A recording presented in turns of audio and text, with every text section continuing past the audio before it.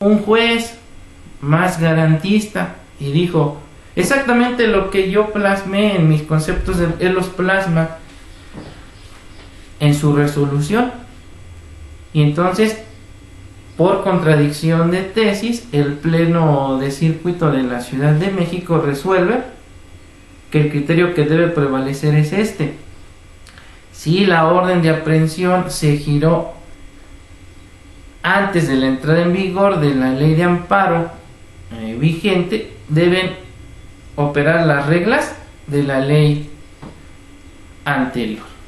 Entonces, el que no nos den la razón en un principio no implica que nuestras ideas sean erradas, solo que tenemos la mala fortuna de un juez o un tribunal que no sean tan garantistas o protectores, pero siempre va a haber, obviamente, el que piense de una manera distinta, y es cuando viene esta cuestión de las contradicciones de tesis. Ya les había platicado de otra experiencia igual donde no se me dio la razón.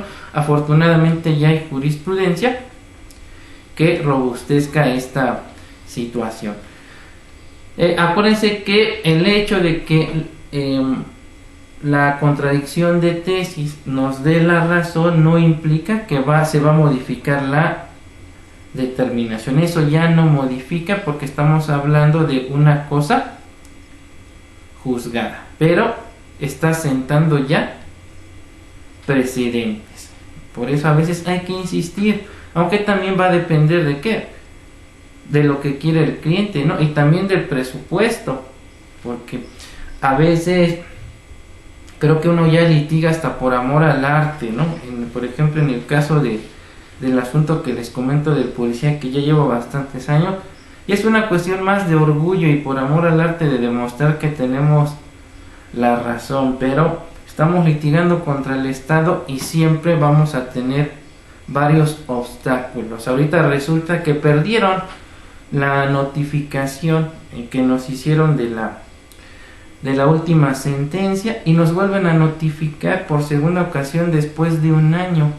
Entonces ni siquiera han turnado el recurso de apelación que interpuse a la sala superior. O sea, nos van poniendo muchas piedras en el camino.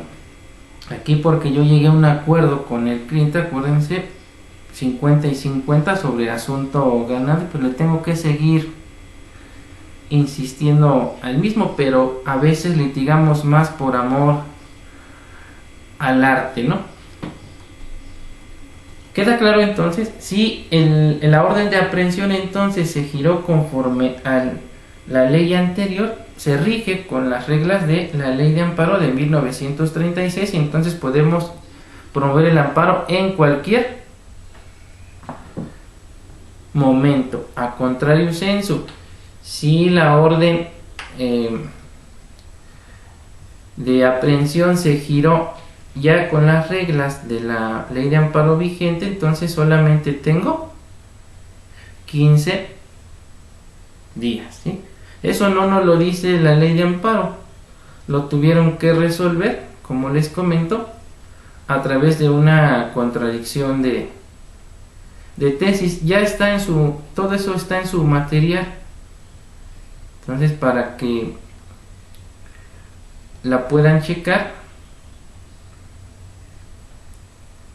Profesor, entonces el examen va a ser un ejercicio también de una demanda, hacer una demanda o con premisa mayor, premisa menor, conclusión, lo que nos estás comentando. Ya saben, su acto reclamado, los nombres de la autoridad responsable, quién es la ordenadora, la ejecutora. Por eso les insisto más en algunos aspectos que yo considero importantes. ¿Con efectos jurídicos o con efectos materiales, correcto?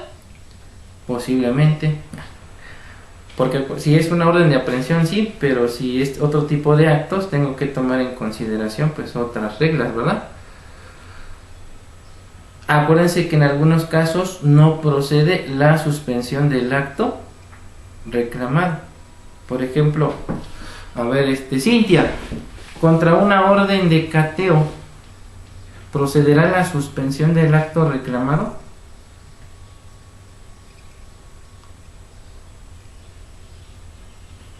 No.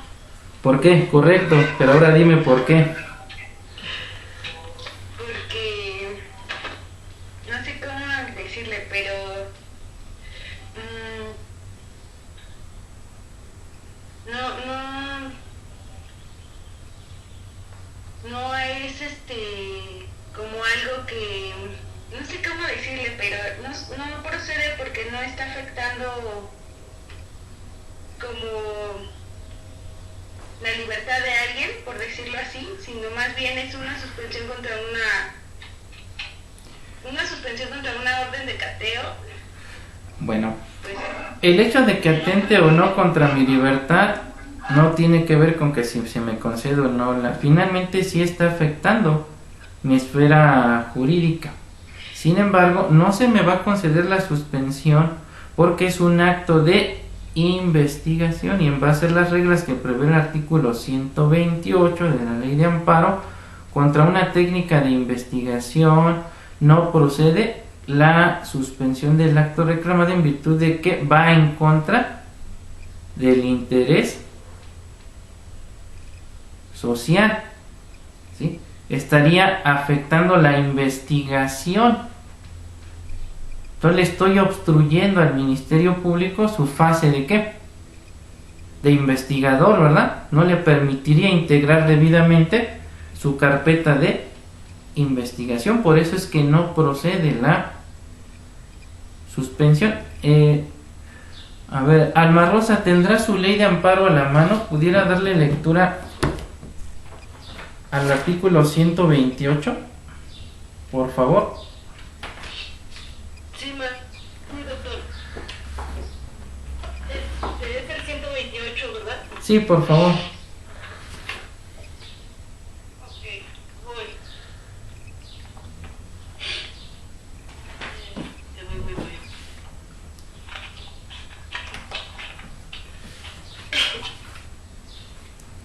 Ya te escuché que estás algo enferma. Sí, tengo gripa.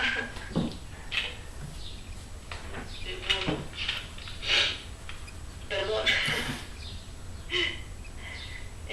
Ya. Artículo 128. Requisitos para que sea decretada la suspensión, con excepción de los casos en que proceda de oficio, la suspensión se decretará en todas las materias salvo las señaladas en el último párrafo de este artículo, siempre que concurran los requisitos siguientes. 1. Que la solicite el esposo. 2. Que no se siga perjuicio del interés social ni se contravengan disposiciones de orden público. La suspensión se tramitará el incidente por separado y por duplicado. Asimismo, no serán objeto de suspensión las órdenes o medidas de protección dictadas en términos de la legislación aplicable por alguna autoridad administrativa o jurisdiccional para salvaguardar la seguridad o integridad de una persona y la ejecución de una técnica de investigación o medida cautelar concedida por autoridad judicial. Las normas generales o autocomisión Federal de Telecomunicaciones de la Comisión Federal de Competencia Económica no serán objeto de suspensión solamente en los casos en que la Comisión Federal de Competencia Económica una multa o la desincorporación de activos, derechos, partes sociales o acciones. Estas se ejecutarán hasta que se resuelva el juicio de amparo que en su caso se promueva. Gracias, Alma. Entonces, como podemos ver, al tratarse de una técnica de investigación sujeta a control judicial, como lo es una orden de cateo, no procede la suspensión del acto reclamado. Entonces, es lo que le comentaba Igor, me decía, entonces debemos tomar en consideración también si es con efectos jurídicos y materiales, sí, pero no en todos los casos. Si estamos hablando de orden de aprehensión, sí tengo que tener presente esas reglas. Pero si vamos a promover el amparo contra una orden de cateo, debo tener presente que al ser una técnica de investigación que está sujeta a control judicial, no se me va a conceder la suspensión del acto reclamado. Y si la voy a solicitar, tengo que darle argumentos al juez de distrito en el sentido de por qué se afectaría más al interés social si no se me concede la suspensión, ¿sí?, que en caso de que se me conceda. Y entonces el juez de distrito tendrá que hacer un análisis ponderado del derecho, como en el asunto de Cabeza de Vaca, donde no procedía la suspensión con efectos materiales sino jurídicos, y tuvo que llegar a la conclusión, ¿verdad?, de que si no concedía la medida cautelar con efectos materiales se atentaría contra el interés social, toda vez que esto de alguna manera lo que permitiría es que se ejercite la acción penal en contra de una persona sin que se satisfagan los requisitos de procedibilidad. Pero ya estamos hablando de una interpretación pro persona, ¿verdad? Incluso del control de la convencionalidad. Pero ya ese es otro boleto, ¿sí? Entonces son cuestiones que debemos tener presentes. Aquí está la jurisprudencia, si la gustan anotar, tiene como registro digital 2006-029, es de la 10ª época.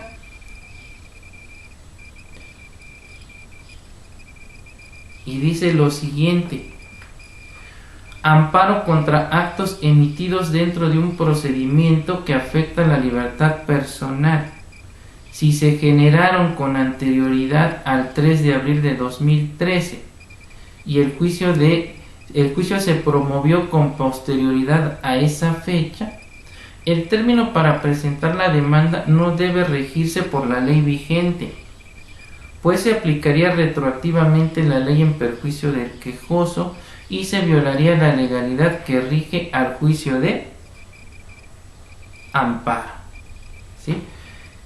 Dice, la ley de amparo de 1936 abrogada estableció en su artículo 21 el término genérico de 15 días para la presentación de la demanda. Sin embargo, su numeral 22, fracción segunda, preveía una serie de excepciones al plazo general para el ejercicio de la acción, entre las cuales se encontraba la relativa a que cuando el acto importaba ataques a la libertad personal, el juicio podía promoverse en cualquier tiempo. Por su parte, la ley vigente dispone en su artículo 17 también un plazo genérico de 15 días para presentar la demanda de amparo. Asimismo, dice, en 4 distintas fracciones señala casos de excepción, entre los cuales está el que se refiere a cuando el acto reclamado implica ataques a la libertad personal fuera del procedimiento. La demanda puede presentarse en cualquier tiempo. Al comparar ambos dispositivos se aprecia que si bien las dos leyes prevén un tiempo irrestricto para presentar una demanda de amparo contra actos que implican ataques a la libertad personal, la diferencia sustancial radica en que la abrogada no precisa ninguna característica del acto que generaba tal afectación, mientras que en la actual la presentación de la demanda carecerá del término si el acto implica ataques a la libertad personal, pero siempre y cuando sea fuera de procedimiento, por lo que si emana de alguno, el plazo será el genérico de 15 días.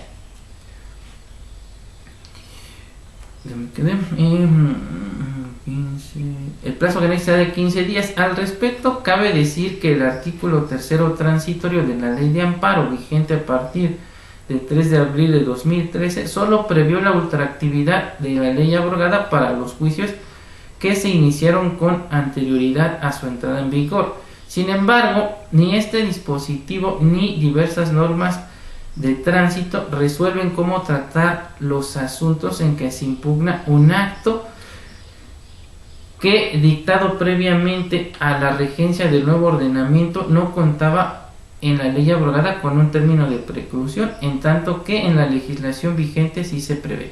En ese sentido, el invocado artículo 21 en relación con las reglas específicas y casos de excepción marcados en el citado numeral 22 para el amparo en materia penal conforman una normativa que regula un derecho fundamental de las personas. el de acceso a la justicia y a la tutela judicial, concretamente a la justicia de carácter constitucional impartida por los órganos del Poder Judicial de la Federación, que tutelan en sede jurisdiccional a través del juicio de amparo. Al respecto a los derechos reconocidos y garantías otorgadas para su protección por la Constitución y los tratados internacionales de los que México es parte. Tal derecho de acceso a la jurisdicción de amparo tiene su génesis primigenia en el artículo 103 de la Ley Fundamental, pero si en la ley reglamentaria correspondiente existen normas que regulan el tiempo para accionar y la preclusión en caso de no hacerlo, resulta inconcluso que tales dispositivos inciden directamente en el aspecto toral del derecho sustantivo y por tanto también se incorporan a la forma de hacer uso de él. Por lo anterior, el término para promover la demanda contra actos emitidos dentro de un procedimiento que afectan la libertad personal, generados con anterioridad al 3 de abril de 2013 e impugnados con posterioridad a esa fecha, no deben regirse por la ley de amparo vigente, pues de hacerlo el juzgador constitucional aplicaría retroactivamente la ley, afectando un derecho adquirido del quejoso, lo que implica una violación a la legalidad que rige el procedimiento de amparo. No obstante, si la promoción de la demanda se realiza bajo la vigencia de la nueva legislación, el juicio en los restantes aspectos sí habrá de regularse por esta. Entonces, ¿qué debemos tomar en consideración? Si la orden se giró antes de la entrada en vigor de la ley de amparo vigente, entonces no nos regimos en cuanto a la interposición a los 15 días que prevé la ley de amparo vigente, sino a las reglas de la abrogada ley de 1936, y entonces podemos más bien promover el amparo en cualquier momento.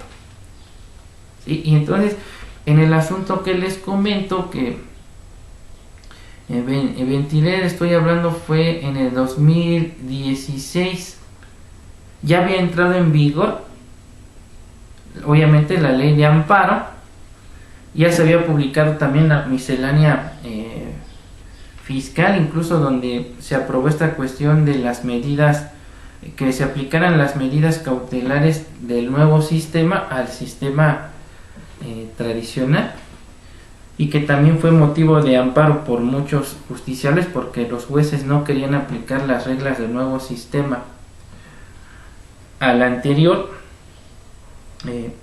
Desafortunadamente no me dieron la razón, pero aquí ya hay jurisprudencia en ese sentido. La orden que combatí en ese momento fue girada en el año de 2012, la verdad no recuerdo la fecha precisa, pero era antes de la ley.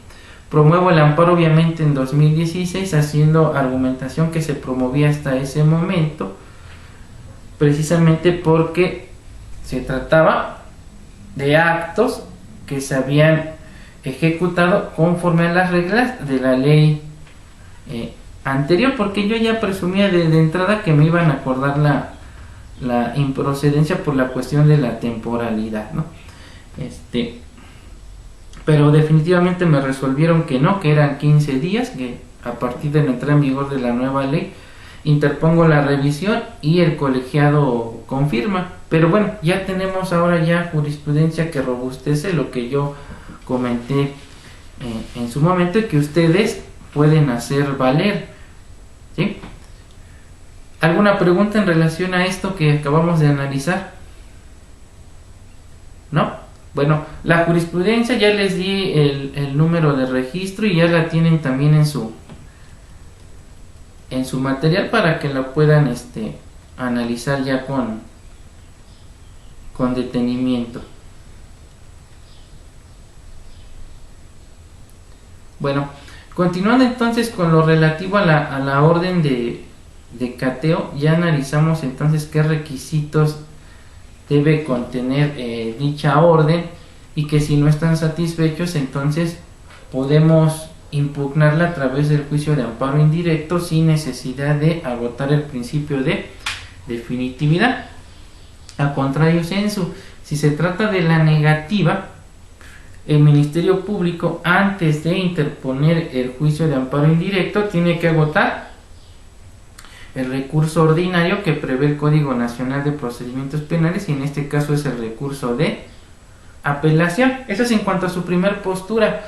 La otra postura, como pudimos observar al momento de darle lectura al artículo 284 del Código Nacional de Procedimientos Penales, es que subsane las irregularidades y vuelva a solicitar la orden de cateo, que yo creo que en la práctica es lo más sencillo para la autoridad ministerial, en lugar de estar interponiendo la apelación y después el amparo indirecto por la cuestión de la economía procesal, salvo que esté debidamente justificada su solicitud,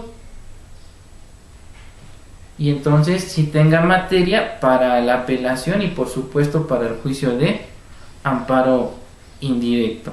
Pero si lo que nos urge es llevar a cabo la técnica de investigación, creo que lo más prudente es subsanar las irregularidades que nos hizo notar el juez de control y volver a solicitar la orden de cateo. Ahora, en relación a la necesidad de que la orden señale los nombres de los servidores públicos que podrán practicar o intervenir en la orden de cateo, tiene una explicación que incluso lo podemos ver en los precedentes de la jurisprudencia que ha emitido la Suprema Corte de Justicia de la Nación.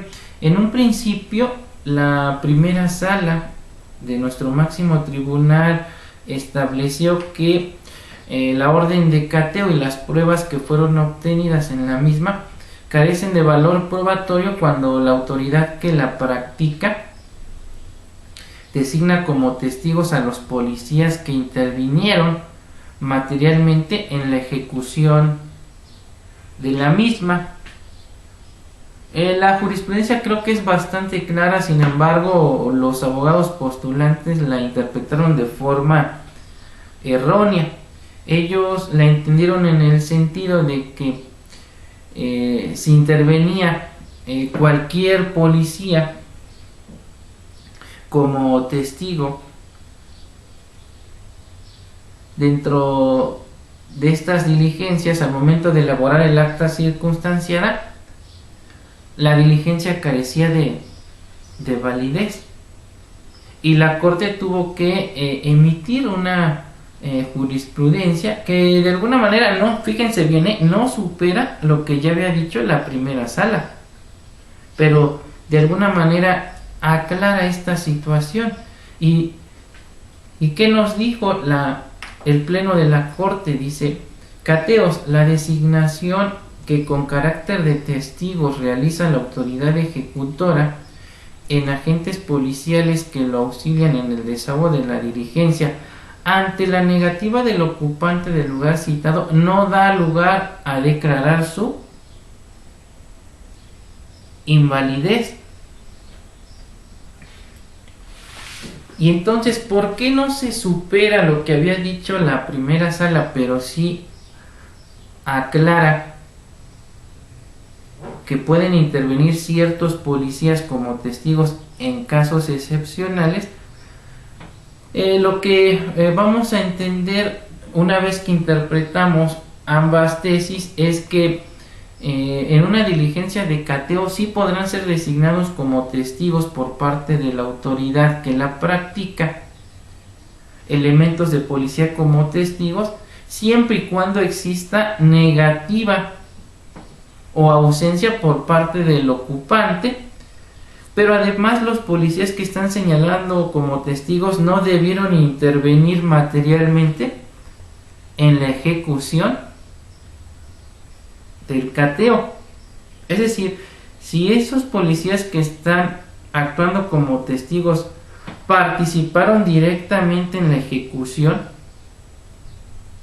no pueden intervenir como testigos, y eso es causa de nulidad que podemos combatir, por supuesto, a través del juicio de amparo en caso de que el juez de control convalide dichos actos. Ahora, los testigos como tal, aun y cuando sean policías, no es una causa para que se declare la invalidez de dicha diligencia, dado que estos no están dando fe de la legalidad, es decir, de que la ejecución de la orden se llevó conforme a derecho. Únicamente de lo que están dando su testimonio es en relación a que los hechos son veraces, es decir, son acontecimientos que sucedieron en la realidad, más no de la legalidad de los mismos. Por eso es que la Corte dijo que el hecho de que participe un elemento de la policía no es suficiente para declarar la invalidez. Pero para que yo pueda señalar como testigos a elementos de la policía que auxilian a la autoridad ministerial en el desahogo de una orden de cateo, esos elementos no debieron haber participado directamente en su ejecución, o sea, deben ser ajenos a la ejecución de la orden. A contrario sensu, si participaron en su ejecución y los señalan como testigos, insisto, el cateo carecerá de validez, y si el juez lo convalida, pues me da elementos para promover el juicio de amparo en contra de dicha determinación. Y aquí considero importante el análisis de la siguiente tesis de jurisprudencia. Es la 164.831, es de la primera sala y es jurisprudencia, y dice lo siguiente: cateo.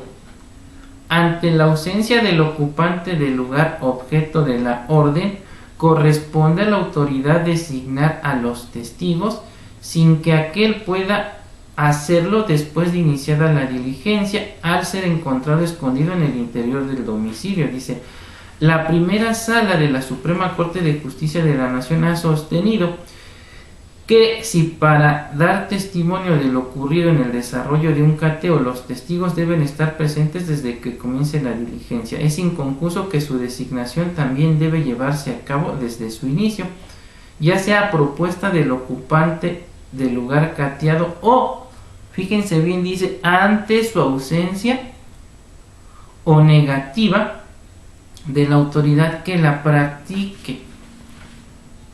Entonces, para que se respeten las formalidades que refiere el 16 y el artículo 282 del Código Nacional de Procedimientos Penales y los demás artículos subsecuentes que regulan la práctica de las órdenes de cateo, primero le tengo que dar la oportunidad al ocupante del lugar cateado para que designe a los testigos que van a estar presentes durante el desarrollo de la diligencia. Si éste se niega, o también pudiera ser, como refiere esta tesis, está ausente, entonces ahora sí, la autoridad que está ejecutando, que en este caso es el Ministerio Público, podrá designar, ¿verdad?, a los testigos, quienes pudieran ser otras personas ajenas a la diligencia, pero también pudieran ser elementos de la policía. Pero para que puedan ser testigos, insisto, no debieron haber participado materialmente en la ejecución de la orden. Si es decir, por ejemplo, si son los policías que se encargaron de romper cerraduras e ingresaron al domicilio, y los quiero señalar como testigos, aun y cuando exista negativa o esté ausente, la diligencia carecerá de validez. Pero si esos testigos están auxiliando al Ministerio Público y no participaron en la ejecución, entonces sí los puedo mencionar como testigos. Y otra cuestión, esos testigos, de acuerdo a lo que señala esta jurisprudencia, deben estar presentes desde el inicio de la diligencia hasta su conclusión. O sea, no los puede nombrar hasta la conclusión. ¿Sí? Dice entonces, continuando con el análisis de la tesis en comento, dice: en ese sentido y conforme a los artículos 16 de la Constitución Política de los Estados Unidos Mexicanos y 61 del Código Federal de Procedimientos Penales, dice, en caso de que antes del inicio del cateo ninguna persona del domicilio objeto de la orden acuda al llamado del Ministerio Público para llevar a cabo el desahogo respectivo, se actualiza el supuesto relativo a la ausencia del ocupante del lugar y desahogo respectivo.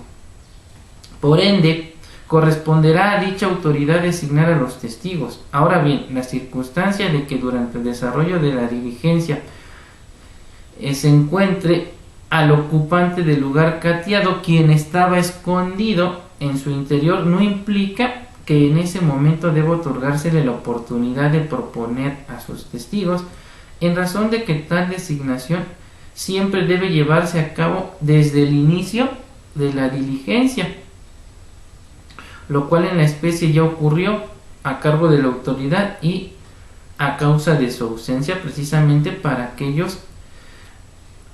aquellos estén en condiciones de apreciar todos los hechos que asisten en el acta circunstanciada que al efecto levante y que habrá de firmar, y objetivo que no se alcanzaría si fueran designados después de iniciada la diligencia, pues no habría testimonio completo de lo ocurrido al no haber presenciado íntegramente la actuación de la autoridad. Entonces, en conclusión, ¿cuándo puede designar el Ministerio Público a testigos?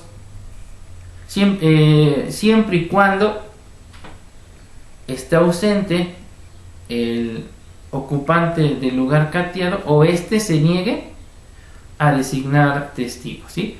Insisto, los testigos pueden ser personas ajenas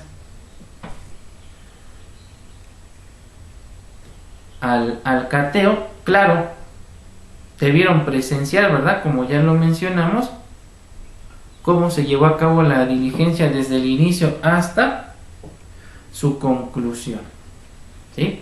Y no está impedido el Ministerio Público a que designe a elementos de la policía como testigos, siempre y cuando, insisto, se haya negado el ocupante a designarlo, se encuentra ausente y estos elementos de la policía no hayan participado directamente en la ejecución, ¿sí? Al contrario, censo, si participaron en la ejecución, son los que se encargaron de romper cerraduras y son los que ingresaron al domicilio, realizaron la detención, estamos ante un impedimento y esa diligencia sería nula de pleno derecho. Y si el juez la convalida, entonces puede ser combatida a través del amparo indirecto.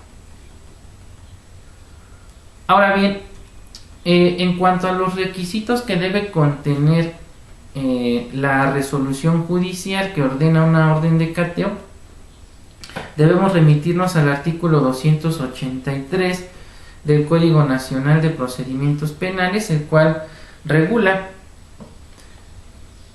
los requisitos que debe contener dicha resolución, y el dispositivo legal en comento refiere lo siguiente, dice: la resolución judicial que ordena el cateo deberá contener cuando menos el nombre y cargo del juez de control que la autoriza, la identificación del proceso en el cual se ordena, la determinación concreta del lugar o lugares que hayan de ser cateados y lo que se espera encontrar en estos, el motivo del cateo, debiéndose indicar o expresar los indicios de los que se desprenda la posibilidad de encontrar en el lugar la persona o personas que hayan de aprehenderse o los objetos que se buscan, el día y hora en que deba practicarse el cateo. Esto es algo novedoso, no se contemplaba en la legislación anterior, ya se los había comentado.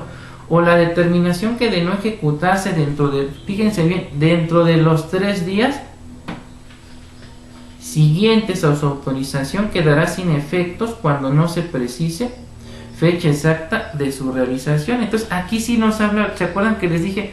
Una de las modificaciones que contenía con relación al anterior código es que aquí sí se señala una temporalidad para llevarla a cabo. O sea, nos dan mayor certeza jurídica en relación a ello. Entonces, si la orden no precisa el día y la hora en que debe de practicarse, el Ministerio Público cuenta con un máximo ¿de cuánto? De 3 días para llevarla a cabo, o si no queda sin efectos. Entonces, esto lo debemos tomar muy en consideración, porque si la misma se practica fuera de dicha temporalidad, son cuestiones que debemos combatir al momento de formular nuestros conceptos de violación. Los servidores públicos autorizados para practicar e intervenir en el cateo. ¿Por qué es importante lo de los servidores públicos?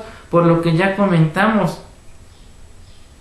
Si los servidores públicos que están apareciendo como testigos aparecen como autorizados para ejecutarla,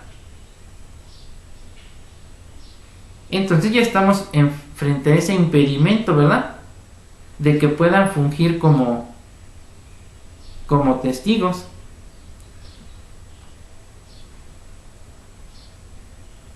Dice, si la resolución se emite o registra por medios diversos al escrito, los puntos resolutivos de la orden de cateo deberán transcribirse y entregarse al Ministerio Público. Entonces, como ya lo habíamos precisado con antelación, el artículo 16, en este caso párrafo 11º, ya establece algunos requisitos que debe contemplar toda orden de cateo y que a su vez fueron retomados por el artículo 283 del Código Nacional de Procedimientos Penales, con las complementaciones que ya mencionamos en relación a la temporalidad, es decir, cuándo debe practicarse, y en caso de que el juez sea omiso, solamente la autoridad ministerial cuenta hasta con un plazo de 3 días para llevarla a cabo. Si no la lleva a cabo dentro de dicha temporalidad, la orden queda sin efectos y entonces tendría que volver a solicitar una nueva orden. ¿Hasta aquí alguna pregunta? ¿No? Doctor. Sí, adelante. En esta fracción del artículo 283, la tercera, en la cuarta, donde se habla de la temporalidad, se refiere a los 3 días, son naturales. No, bueno, es omiso, pero ahí tendríamos que hacer una interpretación pro persona, tratando, ya saben que la interpretación no es libre para la autoridad. Principio de interpretación de la norma en favor de, en este caso del justiciable, se entendería que son naturales.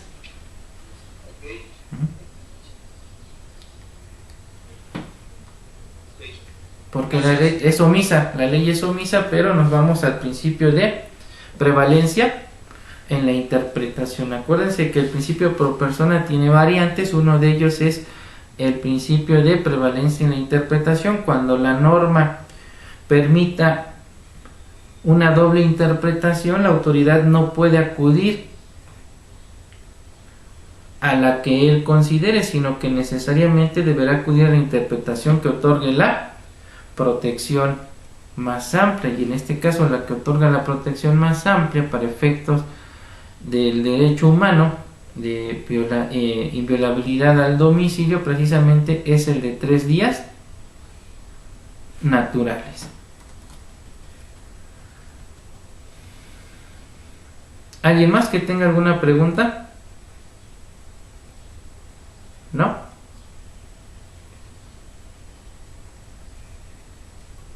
Bueno, ¿qué más? ¿Qué otros cambios hubo? Bueno, lo que decíamos, se redujo el plazo que tiene la autoridad judicial para resolver la solicitud del cateo de 24 a tan solo 6 horas. En la legislación anterior se le concedía al juez un plazo de hasta 24 horas. Ahora, conforme a lo que señala el Código Nacional, se redujo a tan solo 6 horas.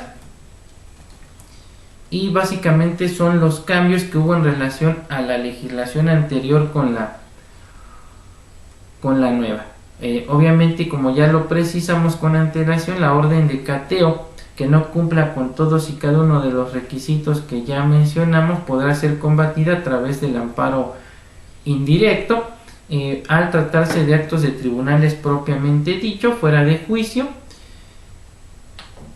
y no estamos obligados a agotar el principio de definitividad, dado que no se contempla un recurso ordinario para combatir las órdenes de cateo. Lo único que se contempla es el recurso de apelación tratándose de la negativa, y obviamente dentro de nuestros conceptos de violación tendríamos que precisar como premisa mayor al artículo 16, párrafo primero, en relación al principio de legalidad, de que todo acto de autoridad debe estar debidamente fundado y motivado. Por supuesto, el artículo 16, párrafo decimo primero, en relación a los requisitos que debe contener toda orden de cateo, y debemos hacer también este argumento lógico jurídico en el sentido de que no se respetaron las formalidades que precisa el artículo 283, ¿verdad?, del Código Nacional de Procedimientos Penales, y lo que nos lleva a la conclusión entonces de que el acto carece de la debida fundamentación y motivación, y por ende resulta conculcatoria del artículo 16, párrafo primero constitucional. Ahora, la diligencia mediante la cual se practica el cateo,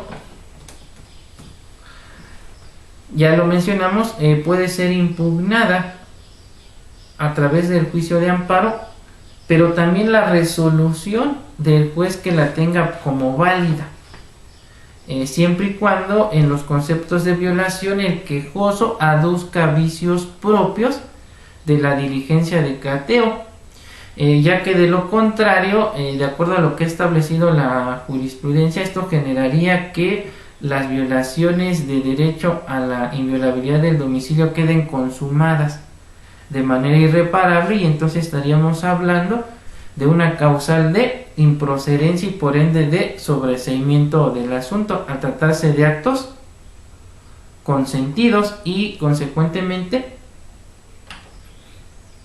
de consumación irreparable.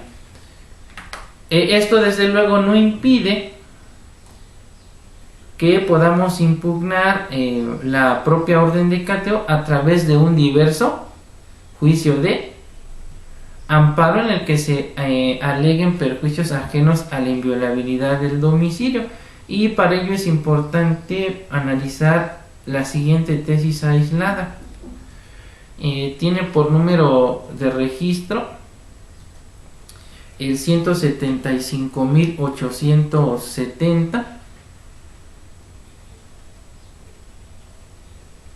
y lleva por rubro el siguiente: orden de cateo contra la resolución judicial que se emite con base en esta diligencia cuando se alegan perjuicios ajenos a la inviolabilidad del domicilio, procede el amparo indirecto. Dice el párrafo octavo del artículo 16 de la Constitución Federal, dispone que la orden de cateo solo podrá expedir a la autoridad judicial por escrito, la cual debe limitarse a expresar el lugar que ha de inspeccionarse, la persona o personas que habrán de aprenderse y los objetos que se buscan, levantándose al concluirla un acta circunstanciada, requisitos que pretenden tutelar la garantía de inviolabilidad del domicilio. Lo que significa que si al presentarse la demanda de amparo ya se llevó a cabo el acto reclamado consistente en el cateo y no se combate por vicios propios, genera que las violaciones a dicha garantía queden consumadas de manera irreparable, en virtud de que no es posible restituir al quejoso en ese derecho cuando se le infringe. Sin embargo, esta circunstancia no influye sobre la impugnabilidad de la propia orden de cateo a través de diverso amparo indirecto en el que se aleguen perjuicios ajenos a la inviolabilidad del domicilio que se ocasionen al quejoso al emitirse con base en esa diligencia una resolución judicial.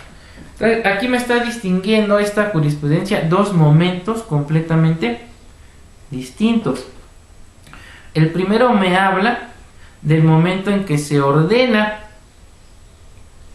o se gira la orden de cateo, y si voy a promover el amparo contra ese acto, lo que voy a combatir son vicios, ¿verdad?, relativos a la orden, es decir, no se cumplen con los requisitos que prevé el 16, párrafo 11 y 282 del Código Nacional de Procedimientos Penales, requisitos formales de la orden, ¿sí?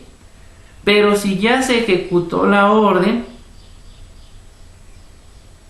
entonces no voy a combatir los requisitos formales de la orden, sino más bien que no se observaron los requisitos que señala el código en relación a las formalidades que se deben observar durante vamos a decir más bien, la ejecución del cateo, que son dos cuestiones completamente diferentes, porque lo que me está diciendo esta jurisprudencia es que si promoví el amparo contra la orden, pero esta ya se ejecutó, entonces estamos hablando de actos consumados que ya no son susceptibles de repararse.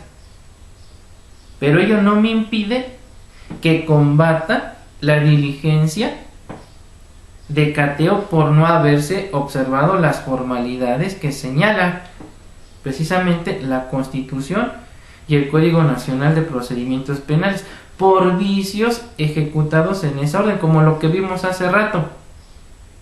Se nombraron testigos sin que exista negativa o ausencia del ocupante del lugar cateado. Ese es un vicio propio de la diligencia o de la práctica del cateo. O se nombraron como testigos elementos de la policía que participaron directamente en su ejecución. Ese también es un vicio propio de la ejecución de la orden de cateo. Sí entendemos que son dos momentos completamente diferentes. Permítame, nada más déjeme concluyo esta idea. Entonces, los primeros actos, ¿a quién se los vamos a atribuir? Al juez de control, porque él es el que gira la orden. ¿Y a quién le atribuiríamos los actos donde no se observaron las formalidades que se practicaron durante el cateo? ¿Quién sería la autoridad responsable? ¿El juez de control o el Ministerio Público? ¿El Ministerio Público? El Ministerio Público. Correcto. Entonces ya entendimos la diferencia entre los requisitos formales de la orden y los requisitos formales que debe observar la diligencia de cateo. ¿Sí? Ahora sí, Verdín.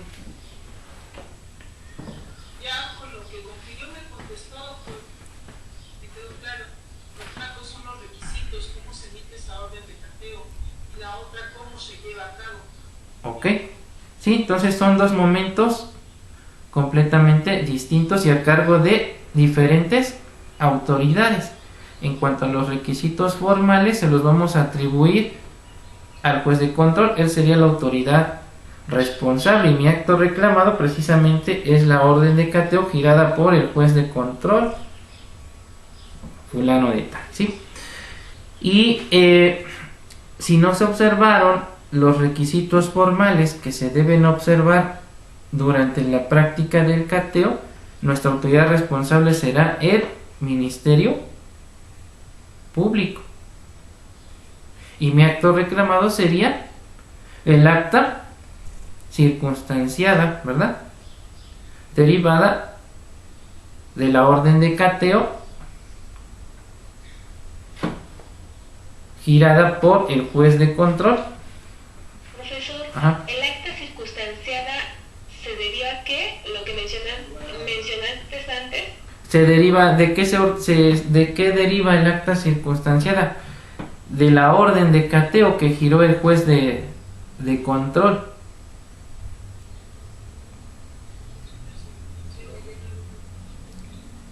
Por eso hablamos de dos momentos diversos y dos actos reclamados distintos. Sí, Leo. ¿Querías comentar algo, Leo? No, estoy repitiendo lo que lo voy anotando, lo estoy repitiendo. Muy bien, entonces son dos momentos distintos y esto nos lo robustece esta jurisprudencia que acabamos de analizar. Por eso me dice, si ya se ejecutó la orden, no voy a combatir vicios de la orden, sino vicios propios de la diligencia de cateo. ¿Y dónde obran esos vicios? En el acta circunstanciada que levanta el Ministerio Público al momento de practicar la diligencia. ¿Sí?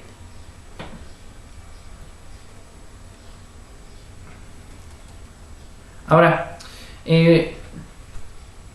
ya comentamos, debo tener presente que aun y cuando promueva el amparo contra la orden de cateo, contra su ejecución, no se me va a conceder la suspensión del acto reclamado en base a las reglas que prevé el artículo 128 de la ley de amparo, dado que si se me concediera se estaría atentando contra el interés social, precisamente por tratarse de un acto de investigación sujeto a control judicial. Sin embargo, ya lo comentamos, si quiero que se me otorgue la suspensión, tendría que hacer una argumentación en el sentido de que se pudiera causar mayor perjuicio al interés público si no se me concede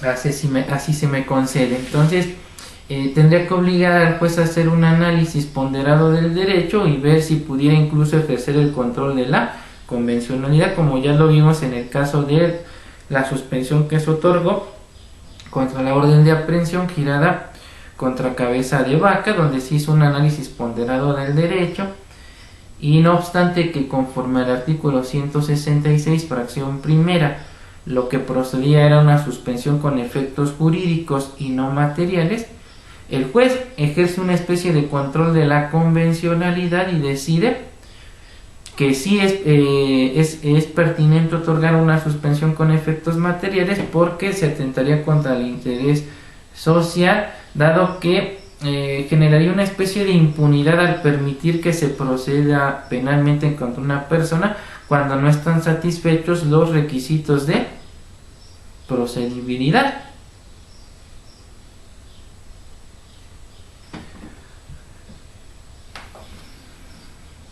Ahora, para robustecer lo anterior, en relación a que no procede la suspensión contra una orden de cateo, tenemos a la tesis aislada con número de registro 2016-745, la cual lleva por rubro el siguiente: orden de cateo decretada por el juez de control por disposición expresa del artículo 128, párrafo tercero de la ley de amparo. Esta técnica de investigación no puede ser objeto de suspensión. ¿Qué nos dice esta tesis? Dice lo siguiente: de conformidad con el precepto citado, no serán objeto de suspensión las órdenes de medida de protección dictadas en términos de la legislación aplicable por la autoridad administrativa o jurisdiccional para salvaguardar la seguridad o integridad de una persona, la ejecución de una técnica de investigación o medida cautelar concedida por la autoridad judicial, Ahora bien, el artículo 252 del Código Nacional de Procedimientos Penales, contenido en el título tercero, intitulado Etapa de Investigación, capítulo 3, denominado Técnicas de Investigación, establece las órdenes de cateo como actos de investigación que requieren autorización previa del juez de control. Por lo tanto, al no ser objeto de suspensión por disposición expresa de la ley de amparo, debe negarse la medida cautelar respecto de dicho acto.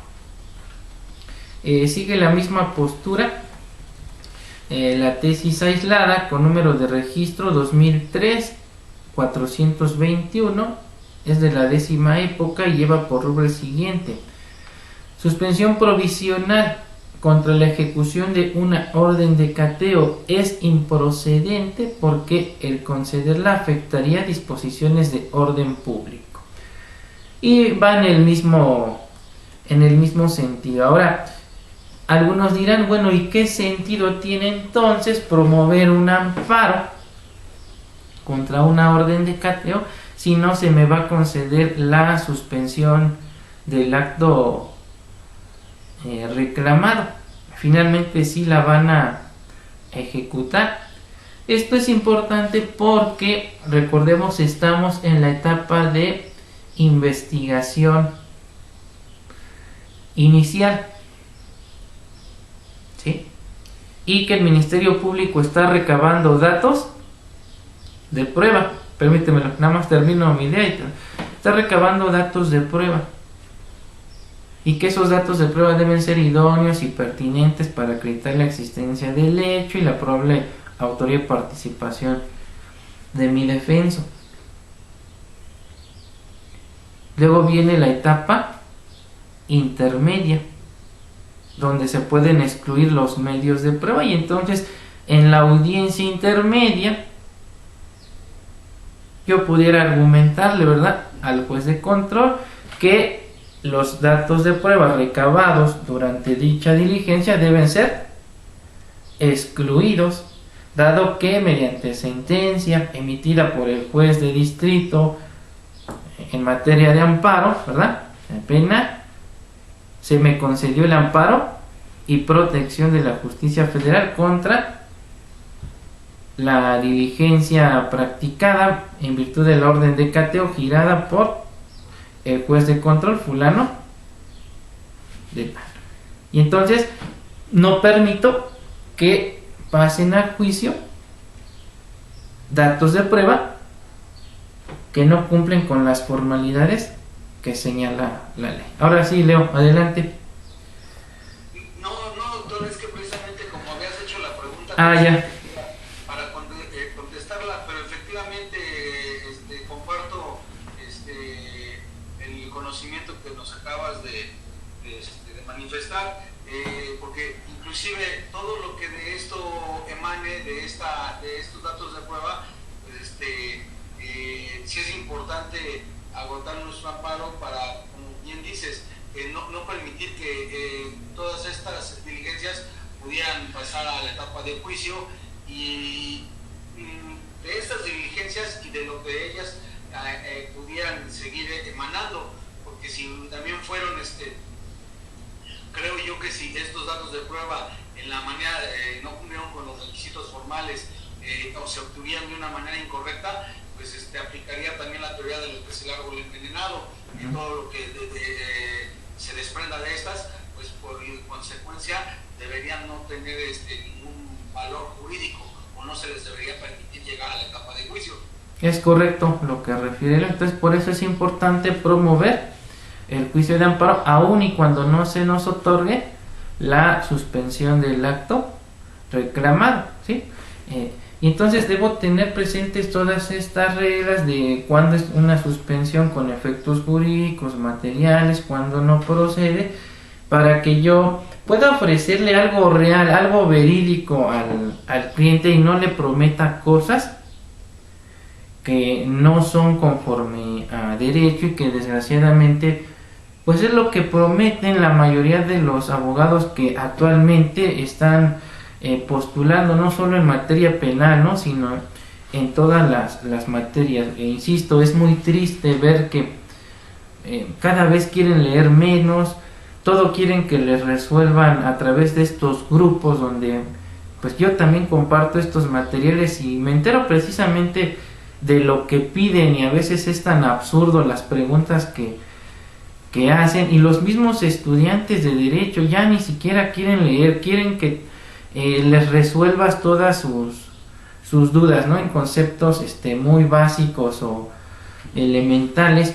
Nosotros todavía somos de esa generación que teníamos esa iniciativa de, incluso aunque no fueran temas objeto de las tareas, investigábamos y nos gustaba ir un poco más adelante de nuestro docente. Hoy son pocos los estudiantes que te obligan a ir un poquito más allá. A veces te limitas a dar lo más básico o lo esencial, y es precisamente porque no tienes como docente ese incentivo, ¿no? Donde incluso, pues me atrevo a decir, en aquellos entonces algunos docentes hasta temían de darle clases a determinados grupos, precisamente porque había compañeros que, perdón, pero nos dedicábamos a hacerle la vida de cuadritos al docente, y a lo mejor no en mal sentido, sino de obligarlo a ir más allá y a exigirle un conocimiento por encima del promedio, y donde existía incluso esa competencia sana que ya no veo yo actualmente en mis grupos, ¿no? Y Leo no me dejará mentir, había rivalidades, por ejemplo, ahí entre, por ejemplo, Heraclio y su servidor, ¿no? Pero era una competencia sana, porque la discusión solamente era en el aula, ¿no?